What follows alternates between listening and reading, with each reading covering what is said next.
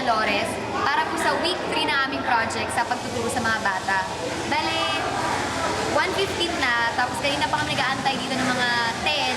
Wala pa yung mga bata na turuan namin before, last 2 weeks ago. Pero ngayon, nahanap na namin ulit sila at kasama sila ni Shell. Ayun, tara, tingnan natin sila.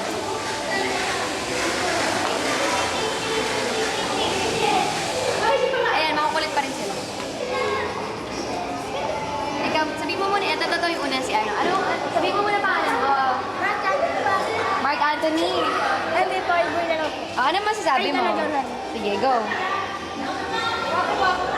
Sige na. Ito pa si, magsabi ka muna ng pangalan mo. Joshua. Joshua, tsaka si Mark Anthony. Okay. Sige na. Hiya sila eh. Ano masasabi niyo? Natuto ba kayo sa ginawa namin? Opo. Ano ang sasabihin niyo? Salamat po. Natuto kami ng math.